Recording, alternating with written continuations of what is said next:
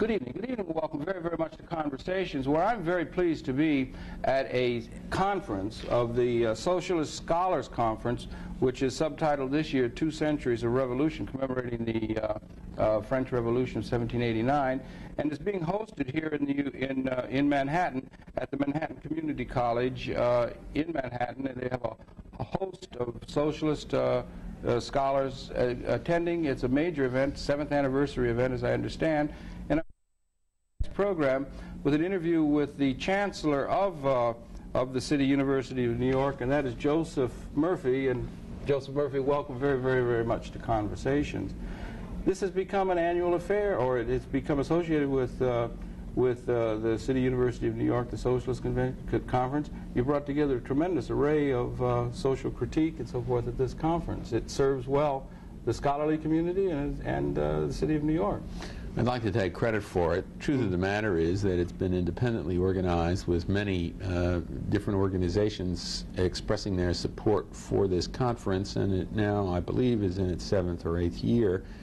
I suppose its linkage with the City University of New York is twofold. First, because it occurs in one of our facilities, but perhaps more importantly, a large number of our faculty have been involved in the organization of the conference, and many of them reflect, I suppose, the political, social, and ideological views that are best described as democratic socialist, and in some cases even well to the left of that. Mm-hmm. But it does appear now to have become, so far as I know, the single most important, certainly best attended conference representing the American intellectual left that occurs in the United States. If there are others, I don't know of them. Mm-hmm. And as a result, people have now begun to associate this conference with a good deal of the activity of our faculty who are involved. I think the thing that surprises me more than anything else is the representation of publishers, mm-hmm. mainline publishers, who are now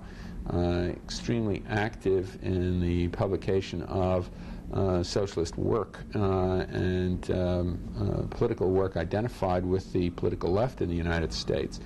My suspicion is that a good deal of the energy and the interest that occurs today is at least partly the result of perestroika and glasnost, yeah. and the whole opening. I should say it's the Soviet Union's opening to the world, yeah, rather than our opening to the Soviet Union. It's a breath of fresh air. And it has been, I think, a source of amazement to some of us that what had been an intransigent political standoff for so long has suddenly watched these walls of separation melt like an ice cream cone in an August sun. It's just startling to me. Well, having come out of a presidential election where the word liberal became associated as a quote-unquote dirty word, it might be well if we could start melting some of our more reactionary stance, which has been too characteristic of the American position vis-a-vis the rest of the world. At least certainly many of the people here at this conference feel that way. And if you understand what I'm saying, something that could echo what Mr. Gorbachev is attempting to do. Well, in the Soviet Union. It is still, it seems to me, too early to know exactly what is happening. What is happening is very startling, and it's going to take some time for us to digest intellectually the meaning, this very complicated series of events that have occurred in the Soviet Union. Some time ago, people were inclined to believe that if any rapprochement could be established, or détente, between the United States and the Soviet Union, it might entail, to some degree at any rate, a larger commitment on the part of America to greater redistribution of its wealth and the attendant elimination of poverty and the hopes for a real welfare state on the one hand, and on the other an opening toward political democracy among the Soviet Union.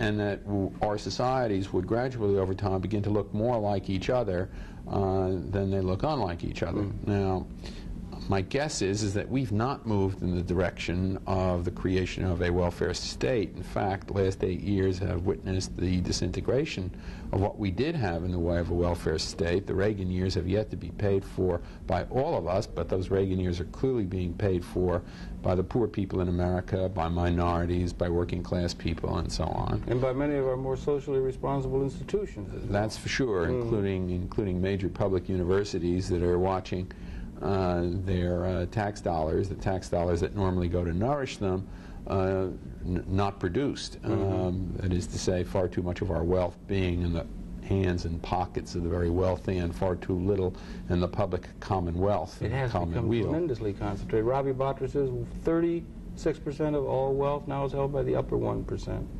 And the tendency is in that direction. It's interesting, that's the same proportion of wealth ownership that occurred in 1929. And of course he writes we may be heading for a gigantic, something more than a recession. Well, there are those who believe that that's the case.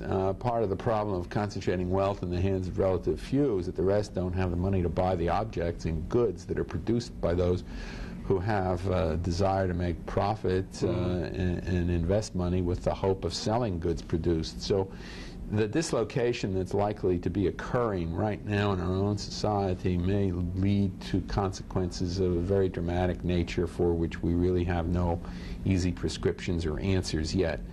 But to watch the Soviets going in the direction of political freedom and to watch them doing it with such startling rapidity, I must say, is among the more revolutionary events, which I know was a source of discussion among socialists at our conference today. Surely would be. Zbigniew Brzezinski has a book out now saying that this reflects the fact that the socialist experiment is a failure and that capitalism will live forever. There are many people taking that position in the West, you know, might through peace through strength. And well, you know, most of the socialists at this... There's a great deal of arrogance on the part of the people. Most of the socialists at this conference don't believe that socialism was ever tried.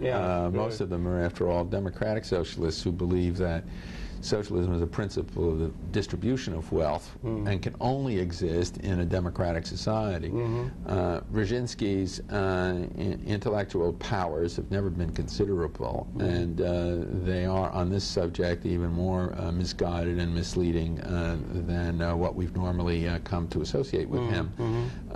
But to argue that what we have is a capitalist society is to argue also that it has been able to survive only so long as it's been held in restraint. We have yet to find out whether it can survive in its present form, which is apparently without constraint. One wonders if there is a chance of a recession or worse, if some people are predicting, some people are feeling, even many people in economic analysis are saying there could be a recession or worse, what that would bode in terms of the complacency of so many of the American people toward broad social issues and so forth that are brought into focus at this conference.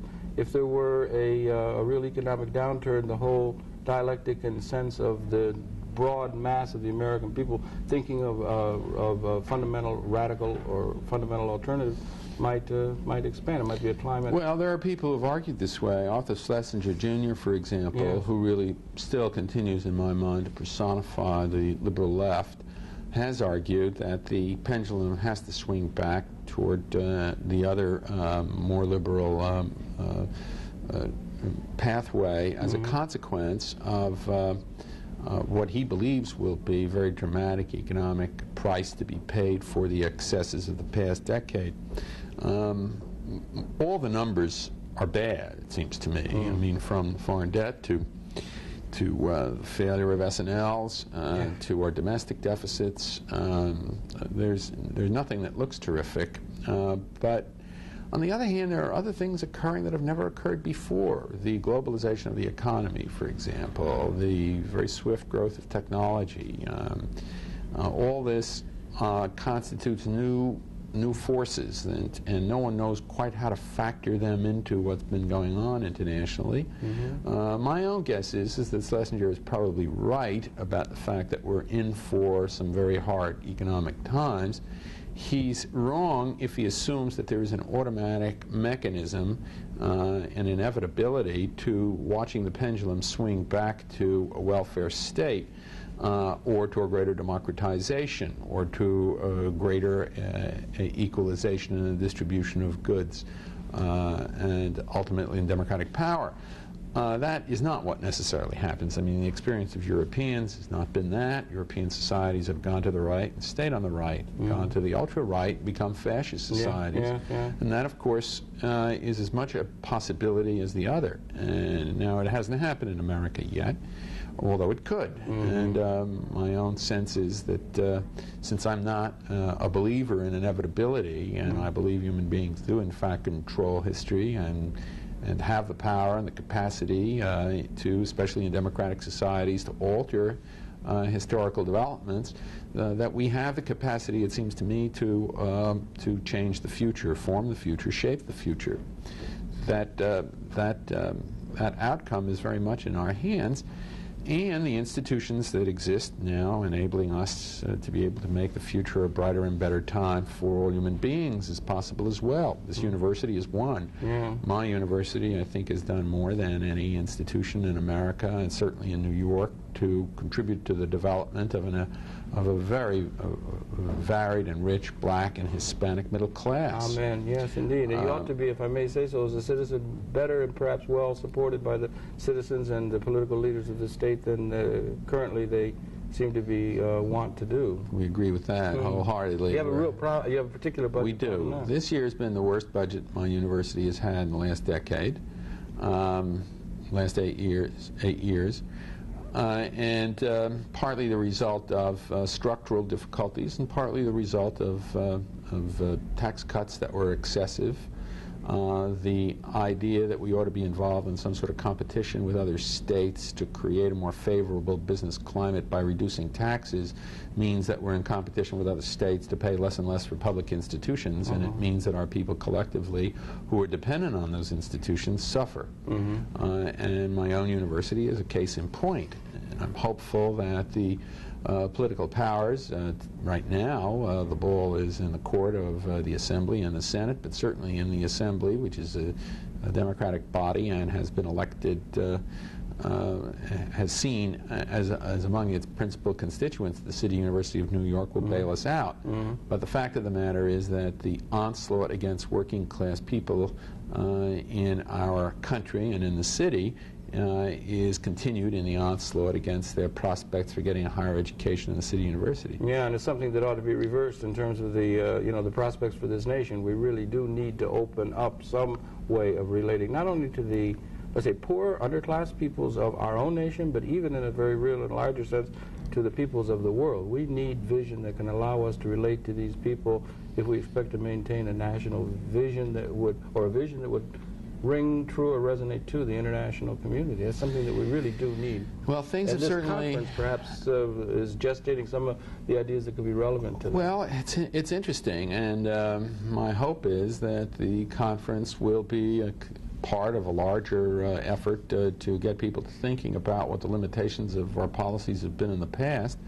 30 years ago, development was a major concept in our rhetoric, and we looked to assist in the development of the Third World. 30 years later, the Third World is hungrier and more impoverished than it was then. And we seem even more adrift at having policy, as the United States, to have policy that does relate to the underclasses or to the campesino than we perhaps ever have. Well, we certainly have greater... well, but we seem not to be able to resonate with the aspirations of the broad masses of the underclasses, particularly of the Third World, and then it's reflected in the fact we can't do it very well even to the people within our own society that are less advantaged. We have failed, clearly, to take the productions of our technology and our invention and innovation and ability to produce vast amounts of goods and to make them available to larger numbers of people until we see the greater disparity in wealth and poverty in the world, from third world countries to the major industrial countries, as well as within those countries, and especially in the United States. You do not encounter quite as much in the way of misery and poverty in some European countries as you do in others. I think London and New York are among the, leaving aside the Belfasts of the world, but London and New York are pretty dismal places, and I believe this is due in large measure to the Reagans and the Thatchers. It's interesting to see that those European countries with strong social welfare states are providing more in the way of support for their people than we are. The Germans, for example, the Italians, the Japanese, of course, and others, Scandinavian countries traditionally. We're seeing now a tremendous renaissance of ideas and energy in places like Spain that have been locked down for a long time. And we're going to have to look to ourselves and to try to rectify this attitude toward a welfare state as being sort of bought on the bargain shelf. Yeah, we're going to have to spend more for our people. Yeah, absolutely. We have to do that and find some alternate ways. We have to get some. The wealth is so concentrated, the ownership of it now, the assets of our economy are so concentrated, few hands. We want to try and get some ownership distributed out. Perhaps there are ways of getting some just distribution of income. You have a program yourself. That's on you have a channel here in New York City, and you're a television host yourself. And I wanted to perhaps congratulate you on the quality of many of the conversations that you've had on your Conversations series. It's a good way to reach out to people through the use of the television. And the channel that City University of New York has is an important vehicle for getting ideas out and about. Oh, we'd like to think so. Thank you for saying so. No, not at all. It's true. And this would be a way for people to be aware of that you're doing that more or less on a regular basis, talking with Bob LeCatchman and other kinds of people that you've done interviews. Do you do that on a regular basis, if I may ask? Well, it's intended to be on a regular basis, but occasionally we miss. We've just done a program on the situation in Northern Ireland. We had Claire Short, who's a member of Parliament here, and I believe she's at this conference, who organized a movement called Time to Go, which is an effort to get the British Army out of Northern Ireland, out of Belfast. She was, I think, very interesting and very important and exciting, gave us exciting insights into the economic and social conditions of people in Northern Ireland. That's a good way. It's a good outreach, isn't it, for educational thinking? You certainly have an incredibly rich faculty associated with the City University of New York, and a rich tradition. And I only want to just wish you all the very, very best that you can, and hope that the citizens of the state might come to better support for education than perhaps they've been able to do or are doing up to the moment. Thank you for having me. I really want to thank you very much for participating here in Conversations, and also for sponsoring this this convention. And again, I would remind you in the cable television audience, it's been your pleasure to have perceptions of Joseph Murphy, Chancellor of the City University of New York, host institution for this incredibly exciting exciting conference, the 7th Annual Socialist Scholars Conference, and we'll be coming back with more from the conference momentarily. We'd ask you to stay tuned for that. Thank you very much once again, Mr. Murphy, and please do stay tuned.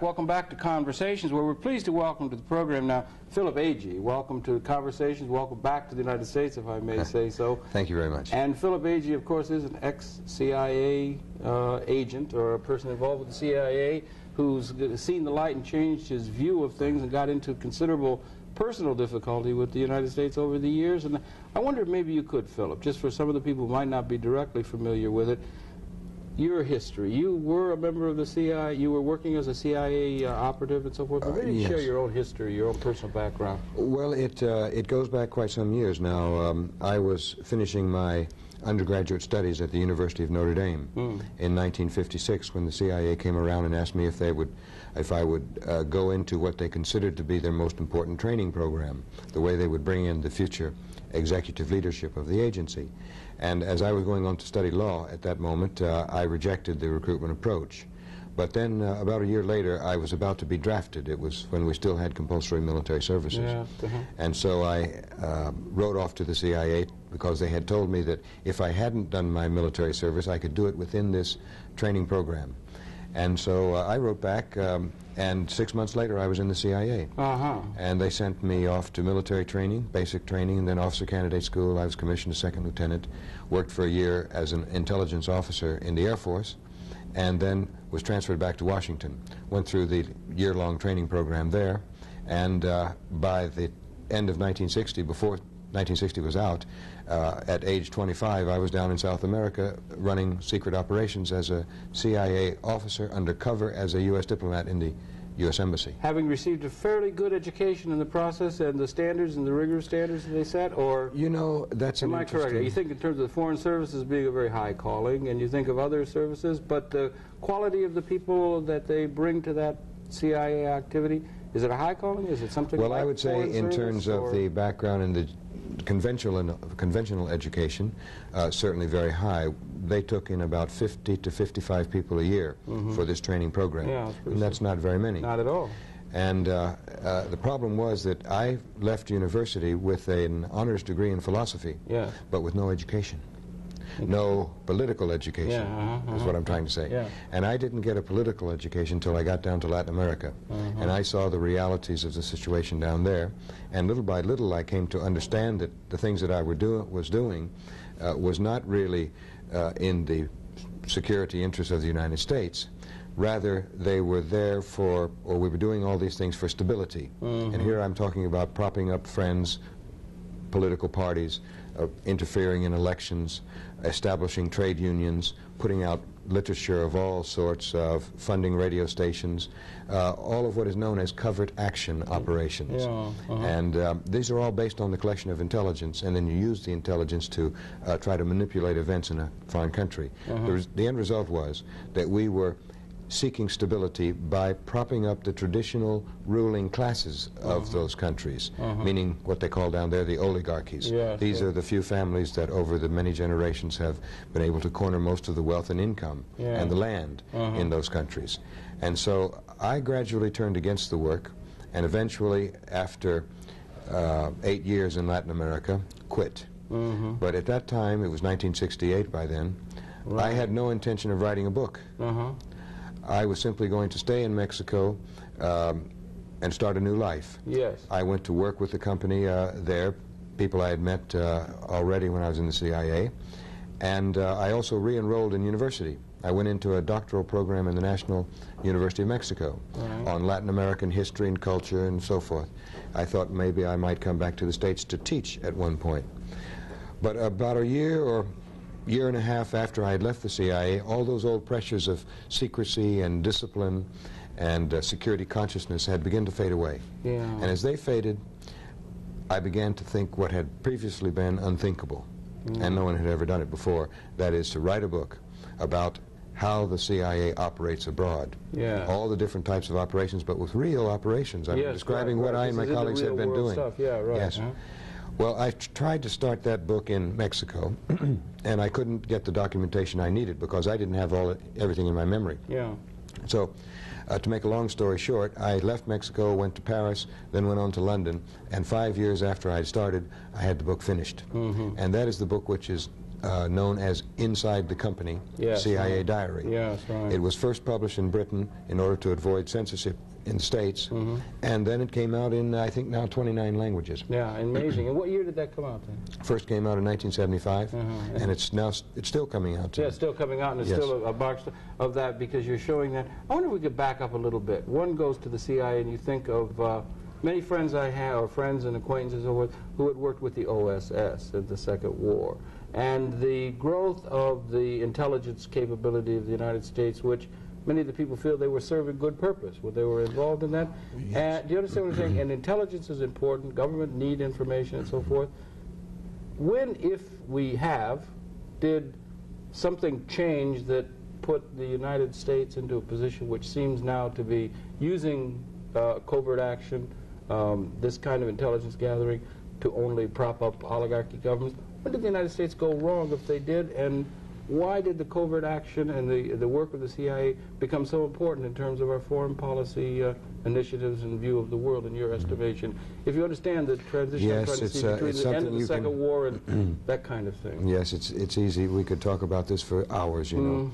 But I think it really, if you want to put your finger on a particular moment, it's the passage of the National Security Act of 1947, which began the establishment, excuse me, was the, signals the establishment of the national security state in this country. And it grows out of economic problems after World War II, which were anticipated even before the war was over, which led to the Marshall Plan for reconstruction of Western Europe, which was unsuccessful. Most people think the Marshall Plan was a great success. In fact, it was a failure. And it required the military option taken in 1950 to remilitarize both the United States and Western Europe, with West Germany and the other NATO countries, but especially West Germany as the hub. It was the so-called dollar gap period in which there weren't enough dollars in Western Europe to buy exports from the United States to prop up the economy here. You said the Marshall Plan was a failure? It was indeed a failure. Most people do not see it that way. No, no, most people, the common interpretation is there was great success. And I probably would have thought it was a great success until you mentioned it. I can refer to you to some very interesting studies. Among others, the classic book which came out in the late 60s about this period, which is called The Limits of Power. It's written by Gabrielle and Joyce Colco. They are professors in Canada, and it is the story of the first 10 years. And they explode all these myths like the Marshall Plan. And in any case, the decision was taken in 1950 to increase the military budget many times over, and it got us on a national security militaristic footing. The CIA was part of that. And the CIA, from the very beginning, was not used just to collect intelligence.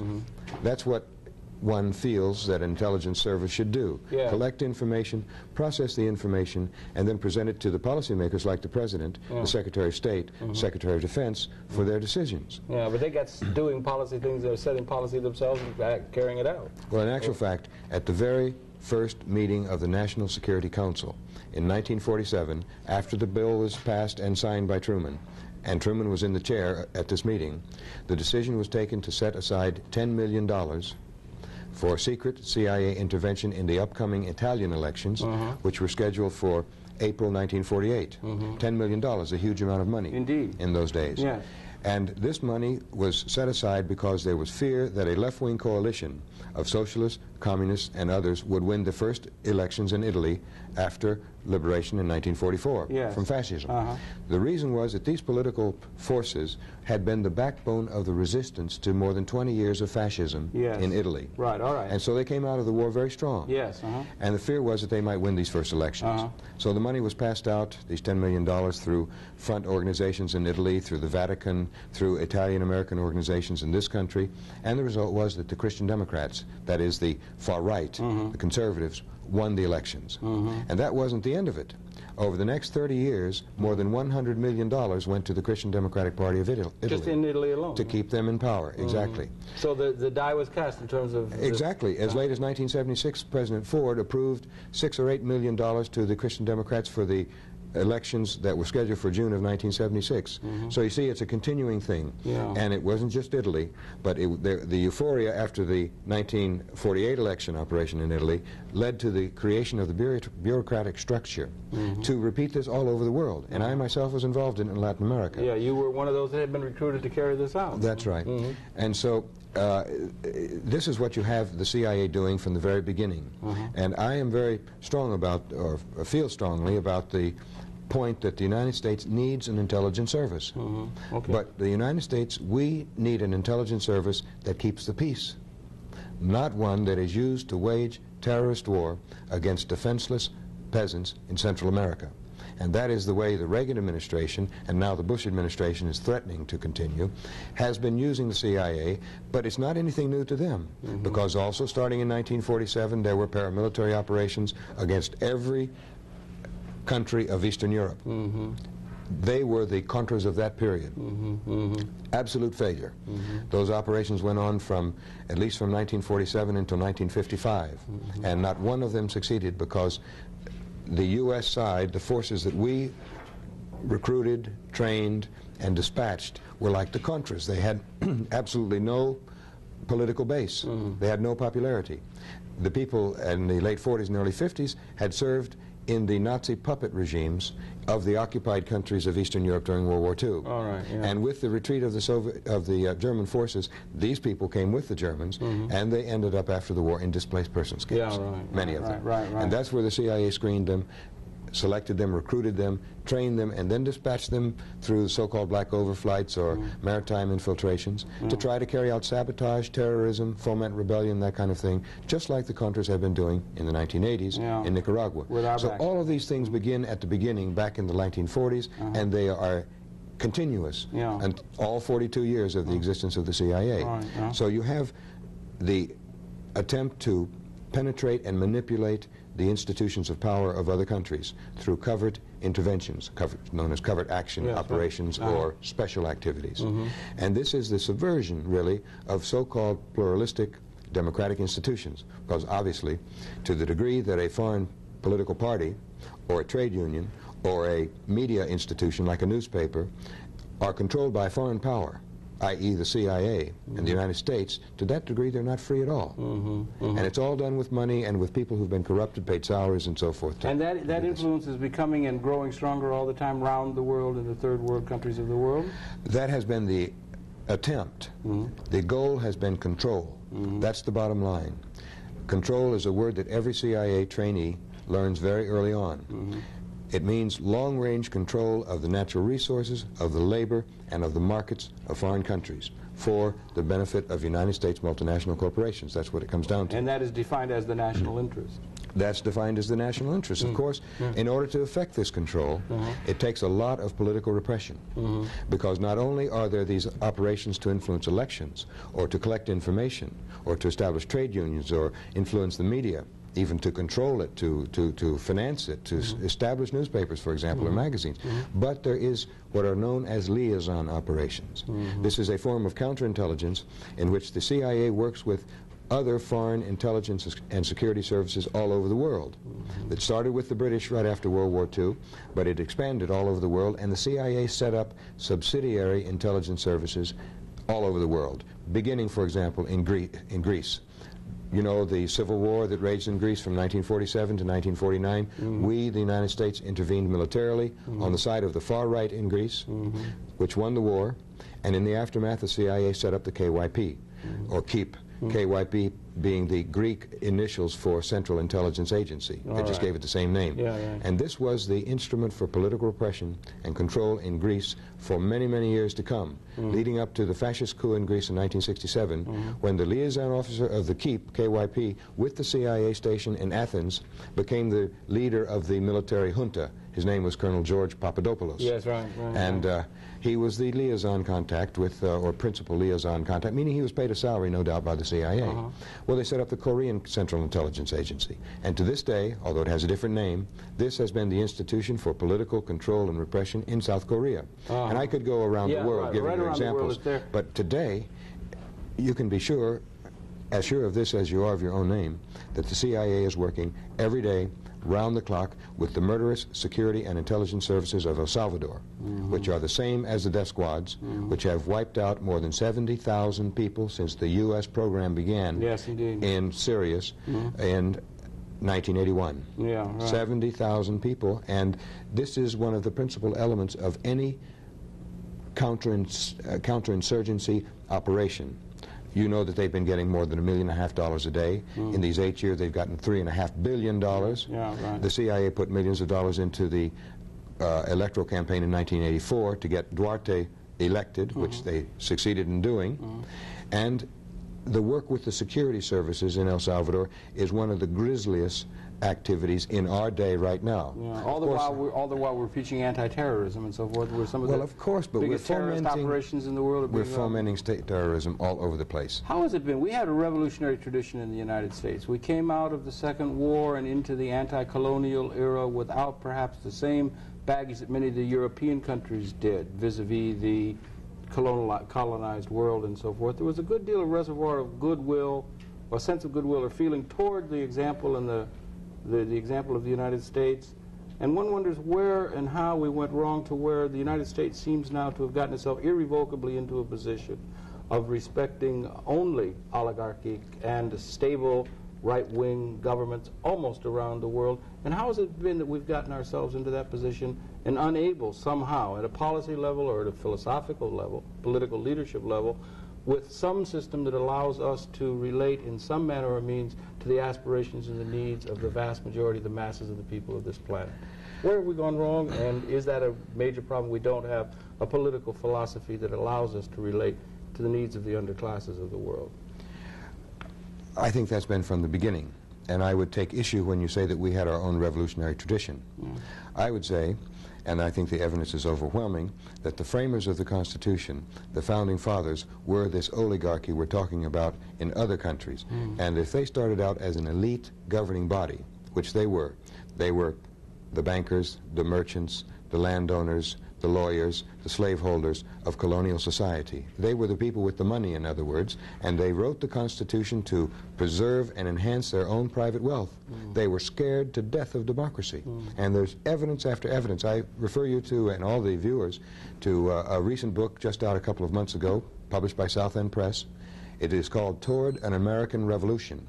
And the author is a professor whose name is Jerry Frizzia, and he takes Charles Beard's earlier analyses and much further, applying them to today. And I think that, well, when I go to university speaking, and I've spoken at more than 100 places in the last year and a half, I say that that may be the best $10 that any student could ever spend during 4 years of education, because it explodes the myth, as irreverent as that may be for us Americans. Explodes the myth of the grandeur of the Constitution and of the Founding Fathers, because they were looking at them after themselves.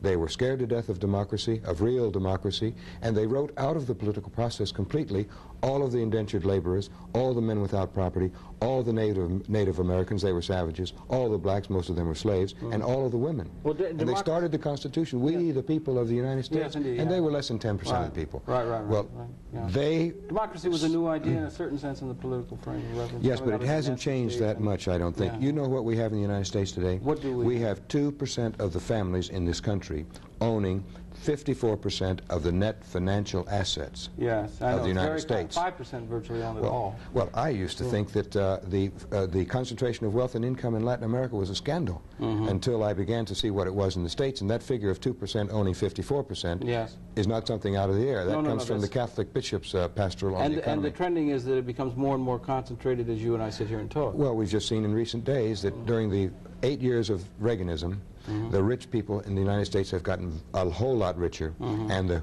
poor people have gotten a whole lot poorer. And that is why I say that we've never been revolutionary. We've never had the masses of the population under consideration, really.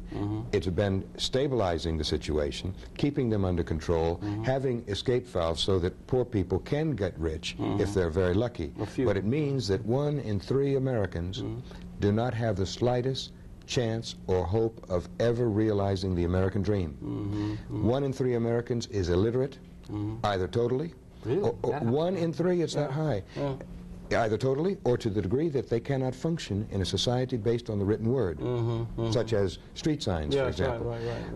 Read illiteracy in America. Jonathan Cole. Exactly. In a country that is as wealthy as this one is. It's a disgrace, absolute disgrace. So the people who might be very sanguine or saying, speaking of Brzezinski, others saying that peace through strength, the capitalism is winning out, the Soviet system is in disarray, socialist systems are in disarray, and people who are celebrating, almost arrogantly in many cases, the success and the forever ongoing leadership position of the capitalist market economies are ill-advised in terms of, in your estimation, in terms of the prospects for our planet.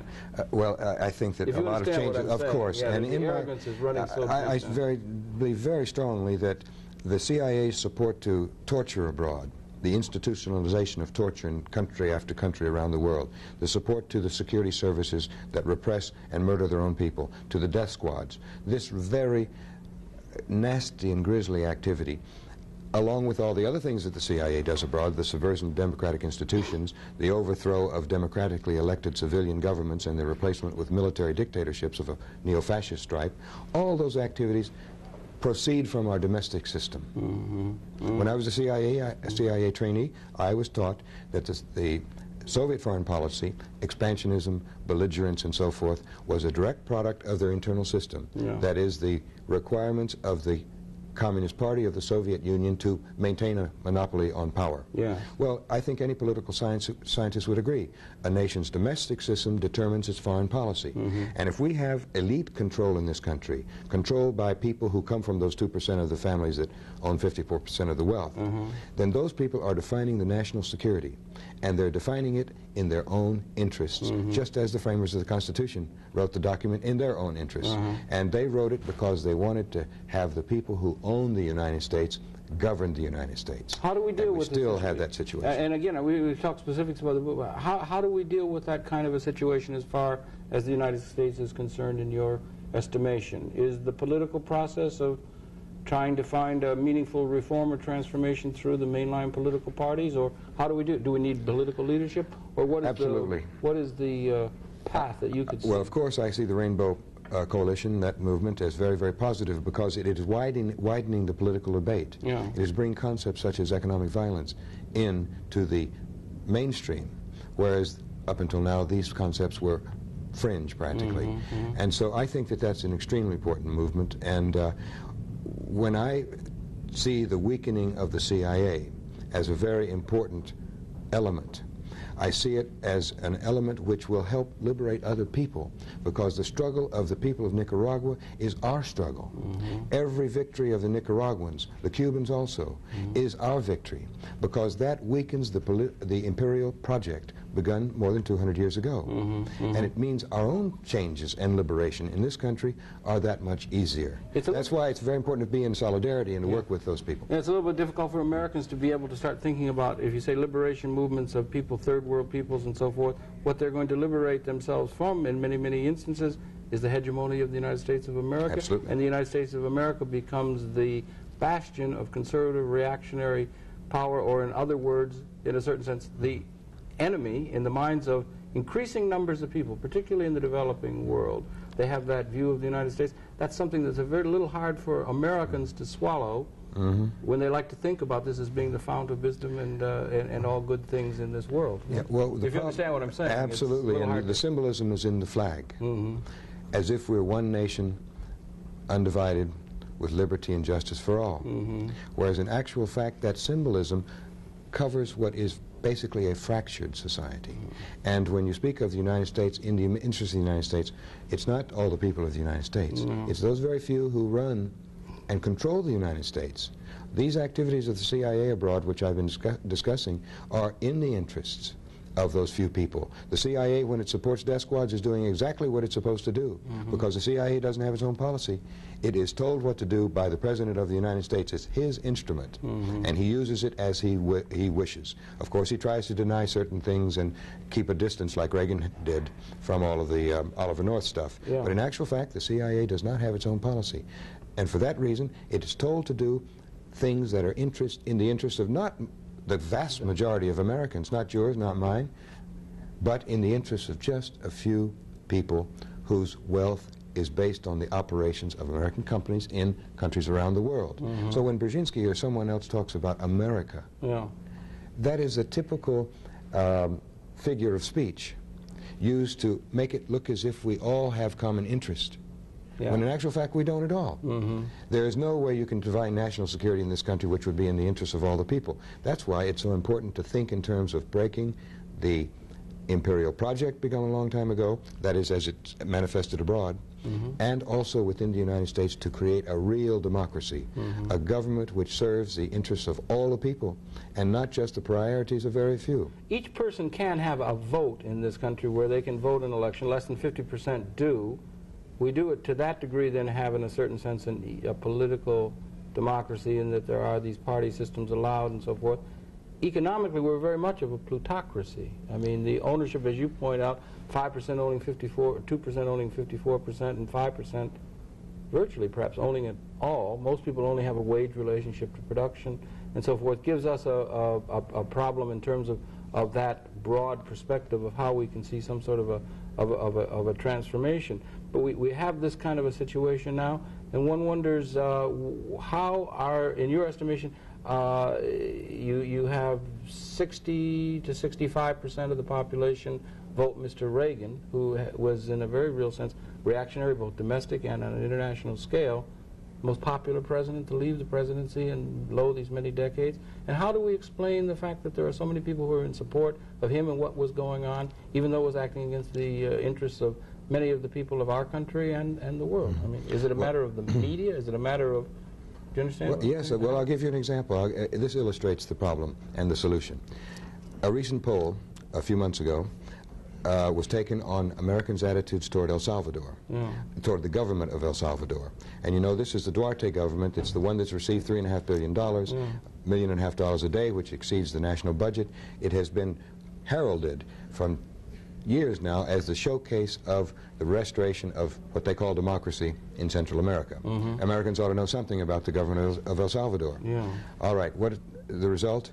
15% only. 15% of Americans, according to the poll, which was taken by a professional pollster organization in Detroit, only 15% of Americans believe that El Salvador has a democratic government.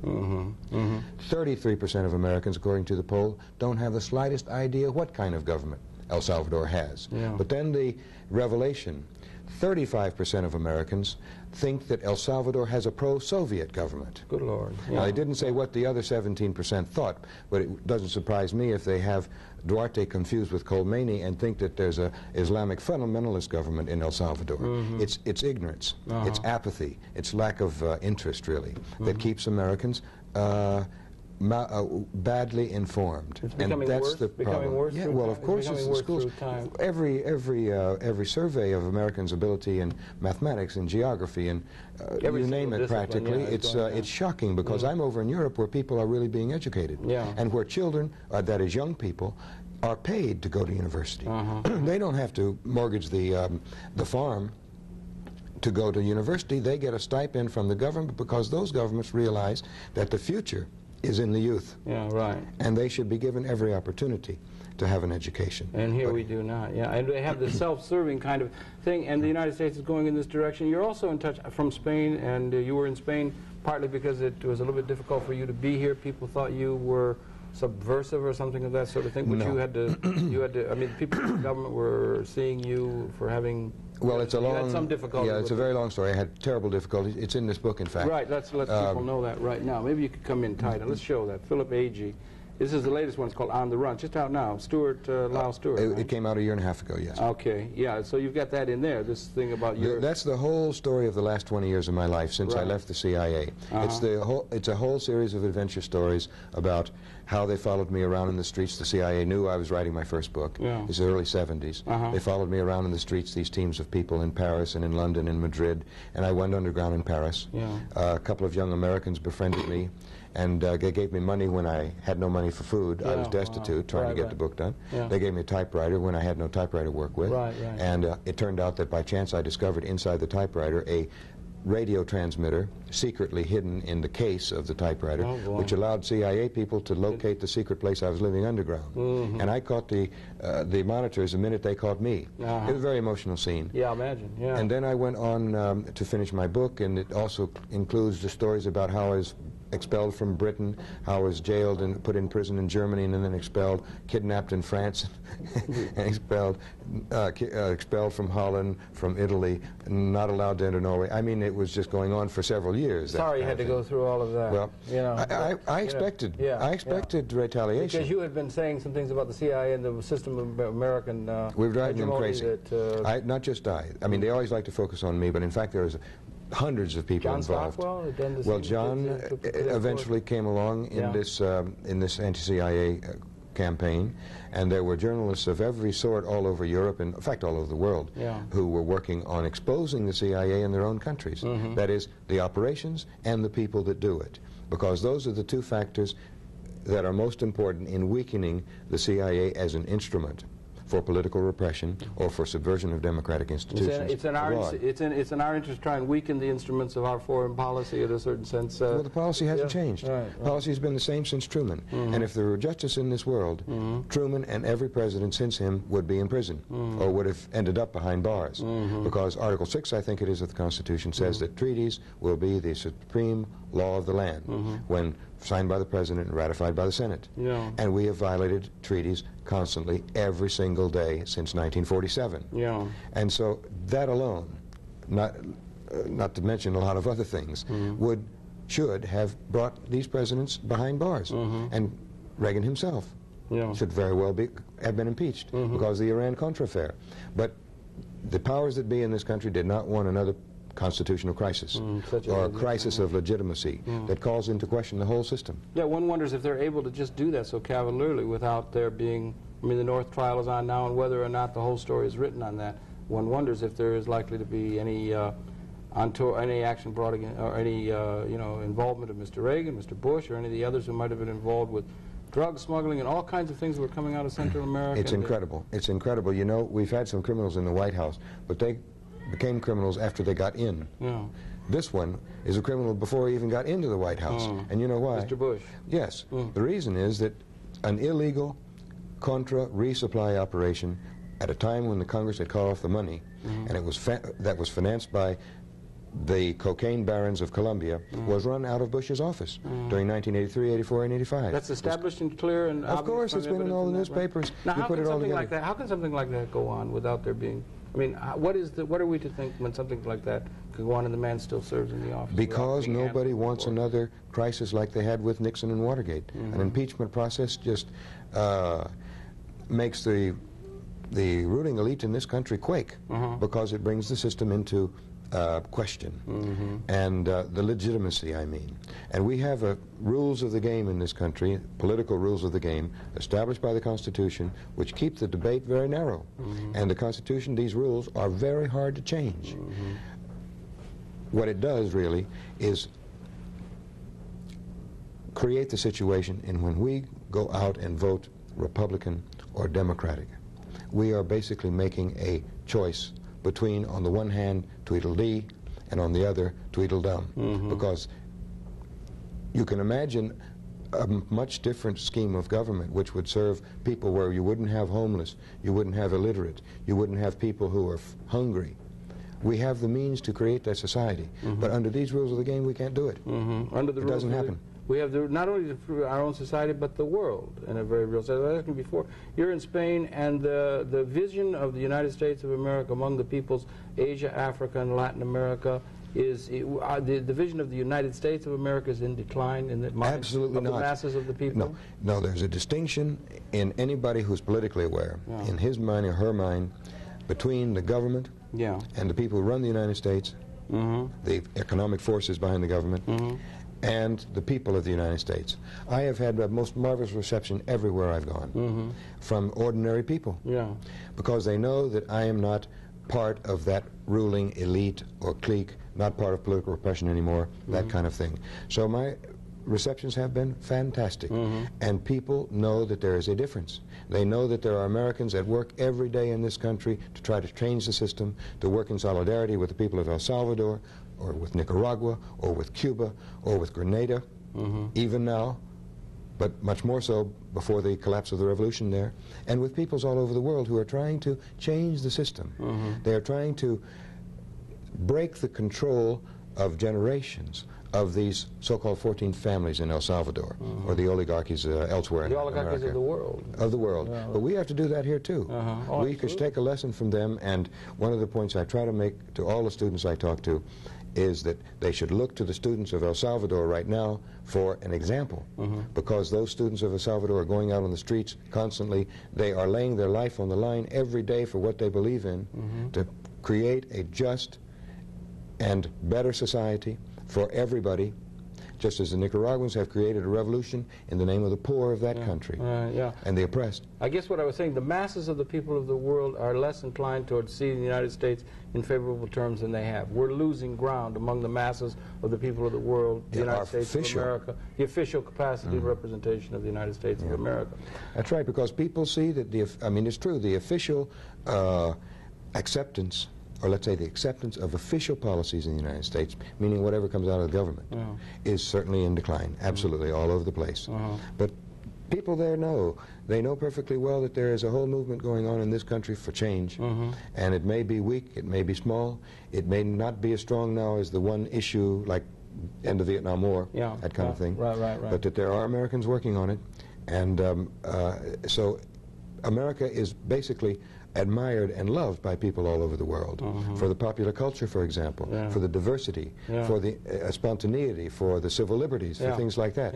But what they don't like are nuclear weapons, militarism, trying to crush one of the poorest countries in the world, Nicaragua. Terrorist CIA activity? Absolutely. Yeah. That is what turns more people against the United States than you can imagine. And more people ought to understand that that's the position that we have.